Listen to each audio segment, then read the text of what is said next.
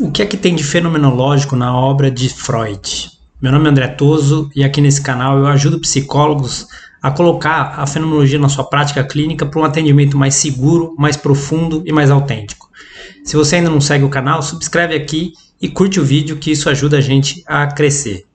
Bom, a gente começa uma série nova aqui no canal, que é Grandes Pensadores da Psicologia, Grandes Mestres da Psicologia, e qual é a parte da obra deles em que a fenomenologia está presente. Porque, quer eles saibam ou não, muitos filósofos, pesquisadores, psicólogos do século XX foram influenciados pela fenomenologia de um modo ou de outro. A fenomenologia nasce em 1900, 1901, com o livro Investigações Lógicas, de Russell, e nesse momento, a partir dessa publicação, há uma grande influência na psicologia e no pensamento filosófico da fenomenologia. Então, quase sempre a gente vai encontrar algum aspecto fenomenológico, algum aspecto da fenomenologia na obra dos grandes pensadores do século XX. E a psicoterapia, a psicologia clínica, a psicanálise, todas elas foram desenvolvidas nesse século da fenomenologia, no século XX. Então, todas elas trazem alguma influência da fenomenologia e eu vou trazer aqui numa breve aula quais são essas principais influências e também aquilo que afasta a obra dessas pessoas da fenomenologia clínica, da fenomenologia na prática clínica. E a gente não podia começar com outro senão Freud, né? O criador da psicanálise, o criador do que a gente chama de psicoterapia, o criador da psicologia clínica, né? Vamos assim ser bem sinceros. Foi Freud e Breuer, na época, né, um outro psiquiatra que estava acompanhando Freud no início da psicanálise, que atenderam as primeiras pessoas, que fizeram os primeiros atendimentos clínicos, como a gente conhece hoje, onde tinha um setting terapêutico, onde as pessoas falavam a respeito da sua vida, da sua existência, e a partir desse momento nasce a psicanálise, que é o berço de todo o trabalho da psicologia clínica. Então a gente tem que ter um respeito muito grande por Freud, um respeito muito grande pela psicanálise, porque são a origem. Mesmo a gente não concordando, mesmo tendo várias visões distorcidas da própria psicanálise e visões também, às vezes, de pontos que realmente a gente não concorda com a psicanálise, mas nós precisamos respeitar como um filho que respeita um pai, porque todos nós viemos, de certo modo, de um pensamento freudiano. Podemos mudar completamente o nosso pensamento hoje, ter outra via de pensamento, mas isso não quer dizer que nós, de alguma forma, não somos influenciados. Assim como Freud, ele foi influenciado pela fenomenologia, e vocês vão entender como e por que no pensamento do Freud já existem muitos elementos que a gente pode usar na nossa psicoterapia fenomenológica, nós podemos usar na fenomenologia clínica. E eu uso, né, porque a minha primeira formação também é psicanálise freudiana clássica. Então eu fui formado em sociedade de psicanálise clássica, onde eu tive que fazer horas de terapia pessoal, horas de supervisão, teoria toda do Freud. Então eu fiz um grupo de estudo da obra completa do Freud. Então eu conheci a fundo a obra do Freud e posso falar com propriedade. Freud, ele, na prática clínica, como Medard Boss, um psiquiatra também da fenomenologia, diz, Freud era muito fenomenológico na sua prática clínica. Ele buscava ser fenomenológico na sua prática clínica. Então a gente tem muito que aprender com ele e eu vou trazer esses pontos que mostram como existe uma recepção da fenomenologia para a obra do Freud, um diálogo que é importante e que deve ser feito sim. Com aquilo que aproxima e aquilo que distancia. É isso que eu vou procurar fazer nessa aula. Tá? Então vamos começar por aquilo que aproxima, né? O que aproxima na obra de Freud da fenomenologia. Primeira coisa que a gente precisa perceber é como foi o nascimento da psicanálise, né? A psicanálise nasce com os atendimentos das chamadas na época histéricas. O que eram as histéricas, né? Eram mulheres que tinham sintomas físicos sem nenhuma explicação física, né? Então eram sintomas físicos, mas não tinha explicação física naqueles sintomas. Então elas chegavam para os psiquiatras, para os médicos da época e nada resolvia. As pessoas não conseguiam compreender o motivo daquele tipo de comportamento daquelas mulheres, né? E existia assim, uma tradição de que aquelas mulheres com aqueles sintomas estavam enfeitiçadas, tinha alguma bruxaria por trás, algo oculto que estava ali naquelas mulheres.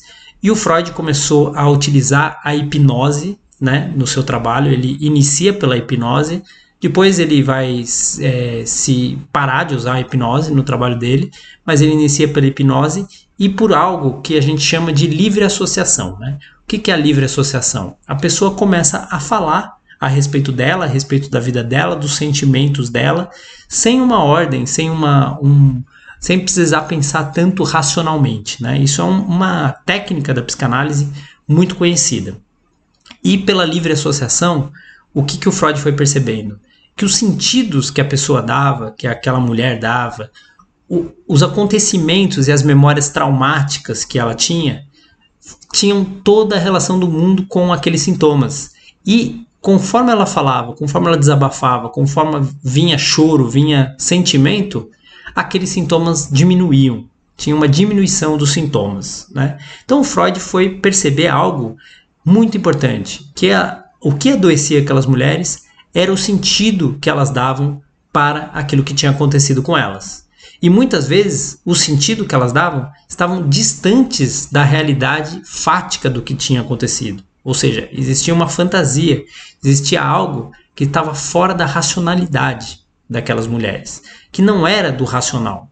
E foi por aí que Freud foi constituindo toda a arquitetônica psicanalítica, que é um modo de pensar muito profundo, muito complexo de se pensar, né? Então ele tem esse mérito também de ter criado uma teoria nova, algo que ninguém tinha percebido ainda, tinha visto, e conseguir colocar isso numa estrutura teórica compreensível por gerações. Até hoje, né, as pessoas estudam psicanálise e apesar das críticas, a psicanálise continua existindo, né?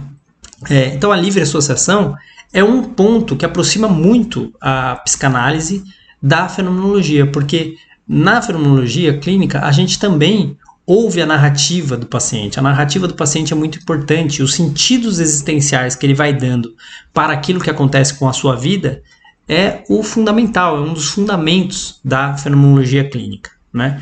E a gente saber que as privações existenciais e os adoecimentos vêm pelos sentidos existenciais, como tem um vídeo recente que eu coloquei aqui no canal que eu falo a respeito disso, né?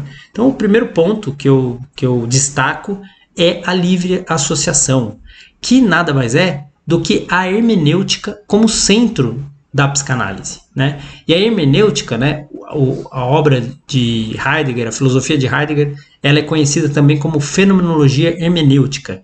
A hermenêutica é aquela interpretação de compreensão, principalmente na fenomenologia afetiva, em que pelo círculo hermenêutico, pelo círculo de interpretação, nós podemos compreender afetivamente algo que muda um sentido, que faz uma mudança de sentido, e essa mudança vai nos auxiliar a nos tornar menos privados existencialmente, falando a respeito dos nossos pacientes. Então, nessa base, é bastante parecido com o que o Freud trouxe pela livre associação e pela hermenêutica chegando na psicanálise. Porque antigamente era visto ou desse lado mais oculto e espiritual, né, as doenças mentais, ou por um lado puramente científico-natural, ou seja, físico-químico, né, de problemas físico-químicos, que hoje também está muito forte isso. Mas o Freud trouxe uma nova visão, um modo de perceber como os sentidos, a afetividade, os sentimentos, como isso tem uma ligação direta com o adoecimento, tá? Bom, e aí é importante, né, ainda estamos falando da origem da psicanálise. A origem da psicanálise, ela é entre as ciências naturais e o que se chamava na época que Freud criou a psicanálise, isso é 1895 mais ou menos, né, final do século XIX, o que se chamava de ciências do espírito. Então a gente tinha ciências naturais e as ciências do espírito. O Freud, ele era muito mais interessado pelas ciências do espírito antes de entrar na faculdade de medicina. Mas, na época, as ciências naturais estavam muito em voga, principalmente pela publicação da teoria da evolução de Darwin, né? A teoria da evolução trouxe assim uma força muito grande para o pensamento científico natural naquela época. E os professores estavam muito ligados a esse tipo de pensamento, né? E o Freud teve alguns professores que acabaram influenciando muito ele, e ele acabou vendo que as ciências naturais e a medicina, né, que foi a faculdade que ele escolheu fazer, elas tinham uma possibilidade de explicar o homem tão ou maior do que as ciências humanas, ou espirituais, né? Na época ainda se chamava ciências do espírito. Então o Freud ele começou a estudar medicina por isso.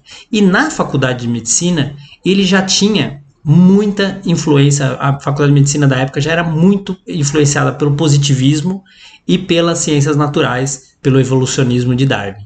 Então o Freud, mesmo assim, era um apaixonado por literatura, por mitologia, por uma série de coisas das ciências do espírito, ou ciências humanas que a gente tem hoje. E ele fez uma mistura dessas duas coisas. O pensamento do Freud e a psicanálise, ela não é possível de ser enquadrada nem nas ciências naturais, nem nas ciências do espírito. Por isso ela provoca tanta confusão, assim, né? Provoca tanta polêmica. As pessoas das ciências naturais consideram que o Freud ele não é nada científico, que a psicanálise não tem nenhum fundamento científico, enquanto as pessoas das ciências do espírito ou ciências humanas acham a obra do Freud muito fechada, muito médica, ou seja, ele não agrada a ninguém, e na época muito menos, né? O Freud não agradou a ninguém na época dele, e até hoje é assim, né? Ele agrada poucas pessoas, são poucos que se agradam com o pensamento dele, porque exatamente é um pensamento que não se formata, que não consegue. Eu falo que a psicanálise é um saber desabrigado, porque ela não está nem nas ciências humanas, nem nas ciências naturais, ela está no entre. E nesse entre ele criou algo novo, né? Isso é com certeza um fato. Então é importante a gente saber dessa origem, que é a origem do que a gente faz, da psicologia clínica, da psicoterapia, da terapia. Qualquer terapeuta que atenda dessa forma tem como origem esse saber desabrigado, esse saber que não está entre as ciências humanas e as ciências naturais, né? Depois da livre associação, que foi o primeiro ponto que eu falei que na obra do Freud, que está próxima, né, que tem uma proximidade, que a gente pode fazer uma ligação com a fenomenologia, nós temos outro tema que eu uso muito na minha clínica até hoje, que é a atenção flutuante, né? O Freud propõe uma atenção que não é uma atenção racionalista, não é uma atenção que se detém apenas na fala racional e cognitiva do paciente, mas vai além. É uma atenção que vem para o sentimento, que a gente escuta, tem uma escuta ativa, uma escuta muito mais do coração, muito mais o que o Freud chama de atenção flutuante, é essa atenção que vai tentar fazer uma leitura daquilo que está no que ele chama de inconsciente, né? E essa atenção flutuante, então, ela não pode ser extremamente racionalista, ela tem que se abrir aos sentimentos e se abrir àquilo que o paciente fala e àquilo que ele não fala também. Se abrir aos modos de ser do paciente a partir de sentidos e conceitos que muitas vezes estão para além da sua própria compreensão, né?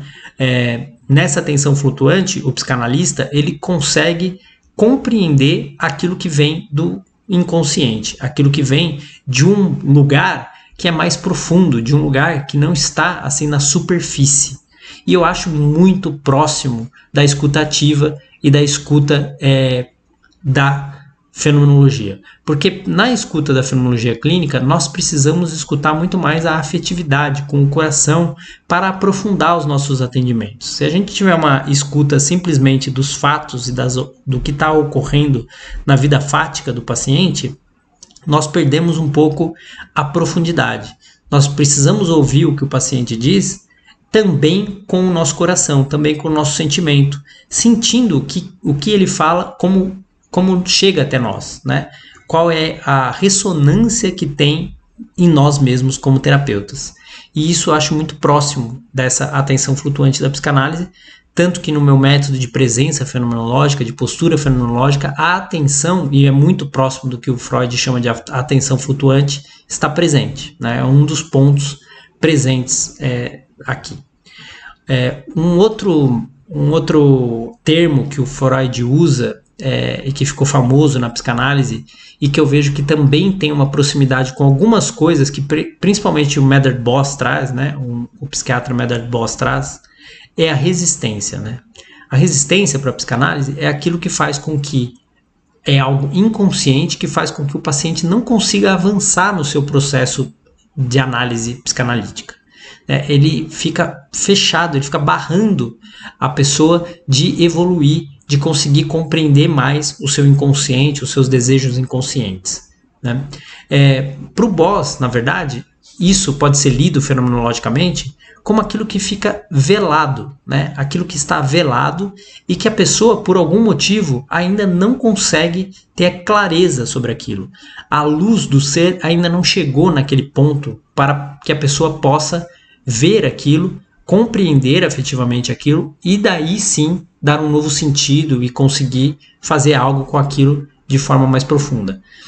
Então a resistência freudiana é muito parecida com os modos de ser velados que o paciente traz muitas vezes e que não aprofunda. Né? Quando a gente vê um paciente, por exemplo, que não consegue aprofundar na terapia, que não consegue ir mais além, muitas vezes são essas questões que estão veladas e que existe, de certo modo, uma resistência para trazer essas coisas veladas à luz. Né? Então é um outro termo da psicanálise que a gente pode trazer para perto da gente, como fenomenólogo, para compreender melhor por que às vezes o nosso paciente não aprofunda, não chega na parte afetiva, e no sentimento, né, que é onde realmente as mudanças e as alterações da psicoterapia acontecem e são possíveis de acontecer. Né?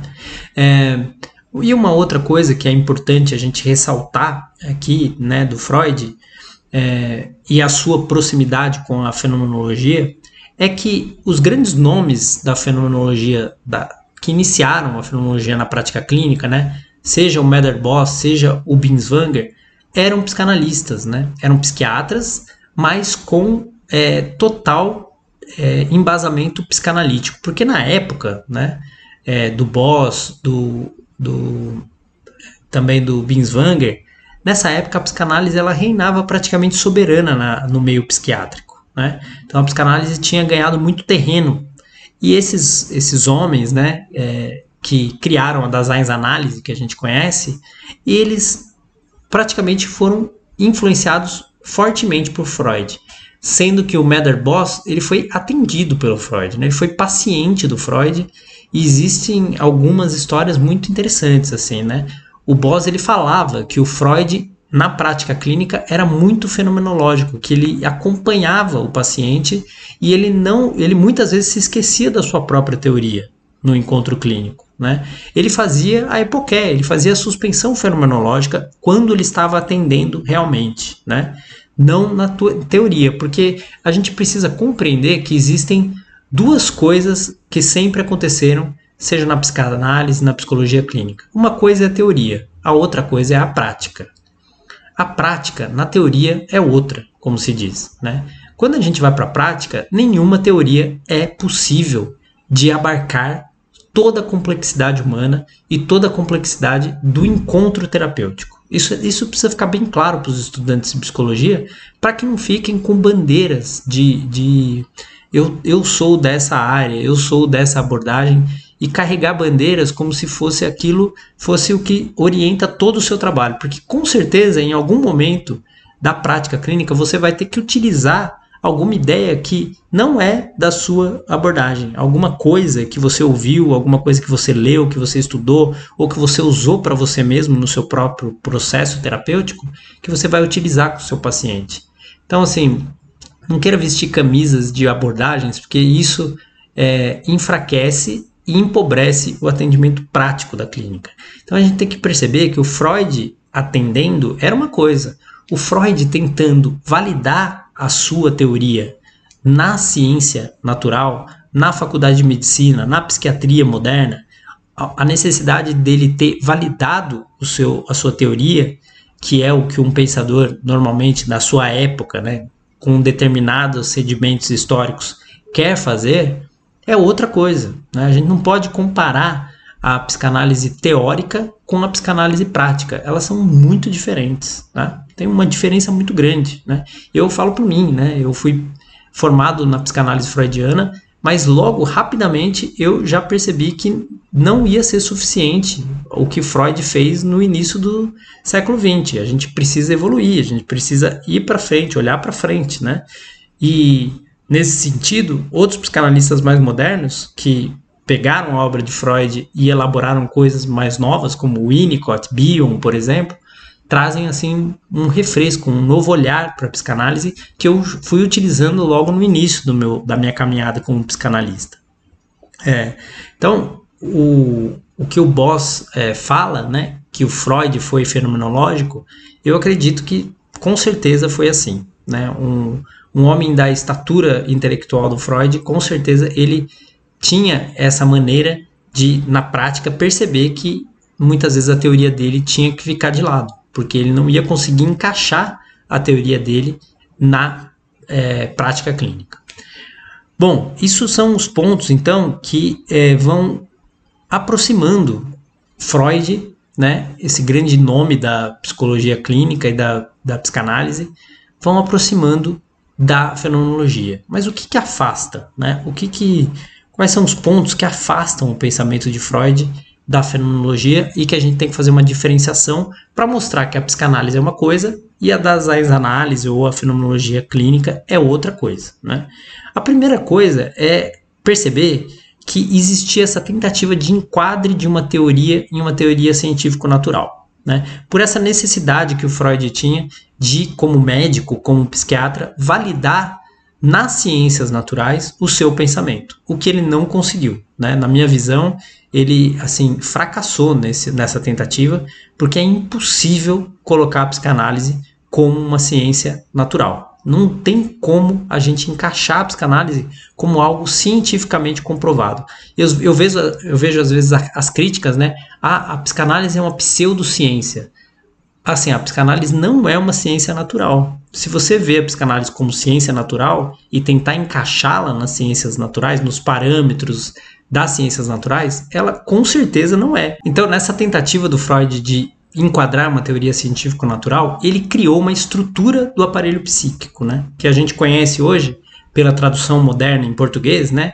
Como isso, supereu e eu, né? Que seria o id, o ego e o superego, né? Antigamente era assim que se traduzia. Hoje a tradução mais comum é isso, que é o id, né? Que é o inconsciente, o eu, que é o ego, e o supereu, que é o superego. Então depende da tradução, mas é basicamente isso. Tem uma estrutura do aparelho psíquico tripartite, né?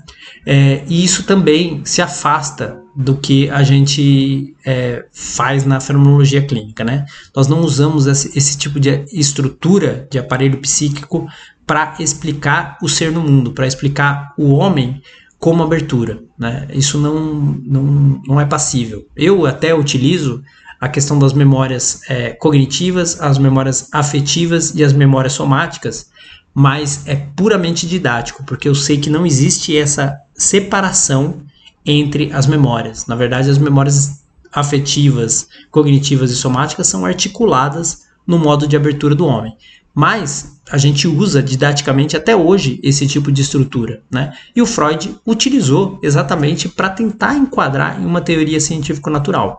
Mas se a gente for falar de um inconsciente, nós já estamos saindo da fenomenologia, porque a fenomenologia fala de abertura, né? E a abertura não tem divisão, não tem um inconsciente e um consciente. Até porque, se a gente for pensar muito bem, né?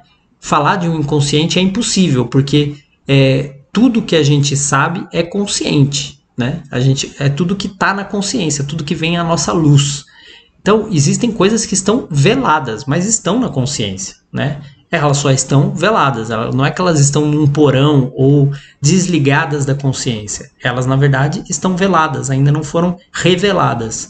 E para a fenomenologia, essas questões precisam ser reveladas para o paciente, né? É diferente de você pensar em uma estrutura em que aquilo que é inconsciente nunca vem à luz, né? É como se fosse uma escuridão que nunca vem à luz de fato. E a gente só pode ter um vislumbre por meio da livre associação ou de uma catarse ou algo assim, né? Que é o que a psicanálise defende. Então, essa estrutura do aparelho psíquico também afasta a psicanálise da fenomenologia. Outra coisa que afasta é o determinismo das questões sexuais, da repressão sexual, da energia e das pulsões sexuais, que Freud dá ele centraliza muito toda a sua obra nisso, né? Tem os motivos dele mais ligados à biologia, né? Mais ligados a uma questão de determinismo científico-natural, que eu discordo radicalmente, assim, né? Eu vejo que é um dos grandes erros da obra do Freud é colocar quase tudo na contabilidade de uma pulsão, né? Das pulsões, né?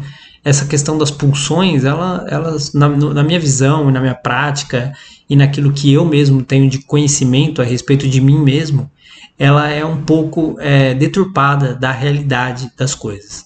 Então eu vejo que a questão da sexualidade, né, no trabalho psicanalítico é algo que foge bastante do que a fenomenologia traz, né? Tá bem distante da questão fenomenológica, que trabalha com o homem sem pulsões, sem algo mecânico, mecanicista, biologicista, né, biológico, que é determinista, né, que determina aquilo que vai acontecer com ele, né? Ou seja, como se eu tivesse que reprimir a minha sexualidade por algum motivo, ou as minhas pulsões sexuais, quando na verdade o que está em jogo é muito mais a liberdade da escolha, né? A liberdade de escolher um caminho em que isso não tome conta da minha existência, mas sim que eu saiba gerenciar isso em mim mesmo, né? Existencialmente, sabendo o que eu faço com essa energia ou com essa força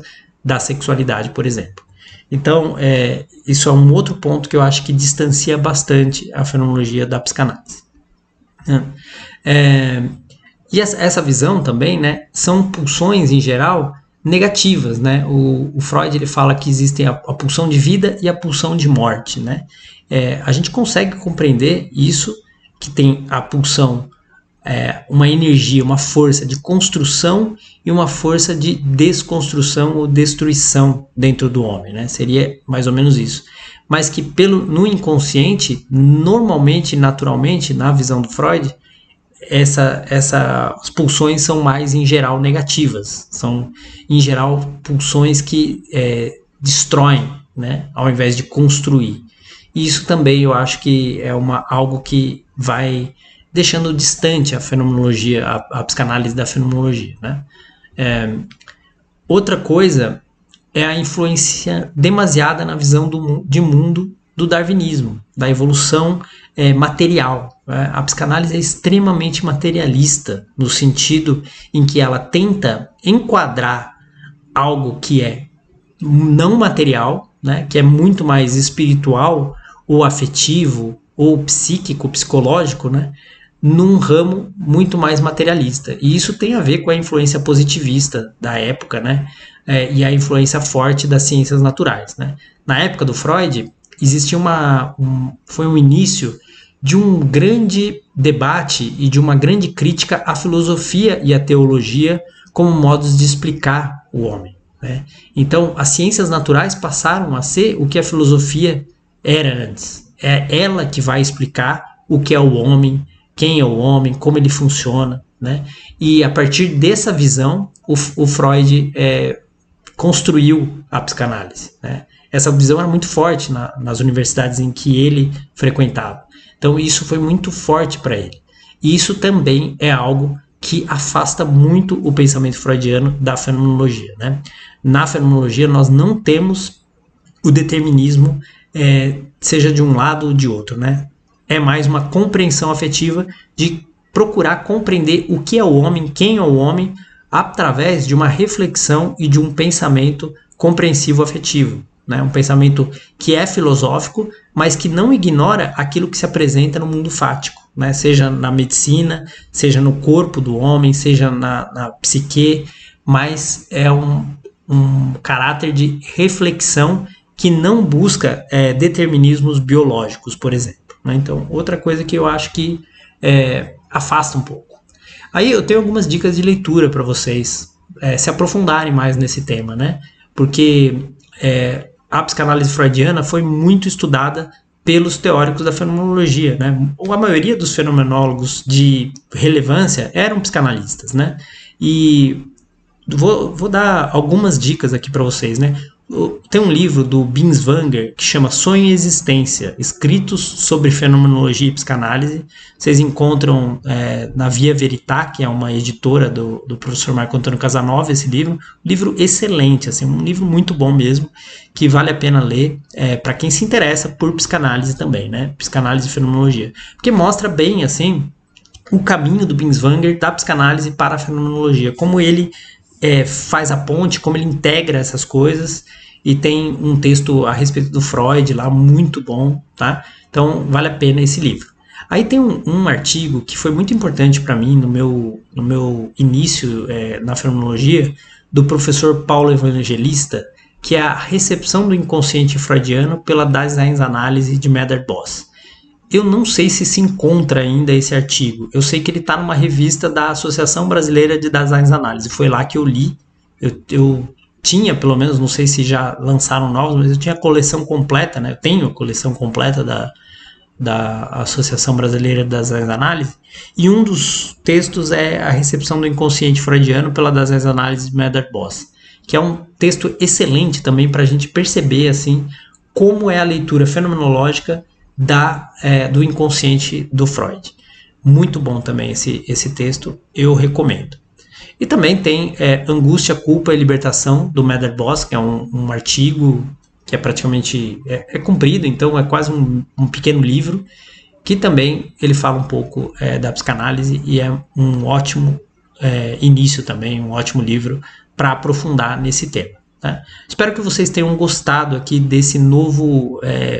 dessa nova série aqui do canal, né? Grandes pensadores da psicologia clínica. A gente vai falar de vários, né, ao longo do tempo, e como a fenomenologia se aproxima e como a fenomenologia se distancia desses grandes mestres da psicologia.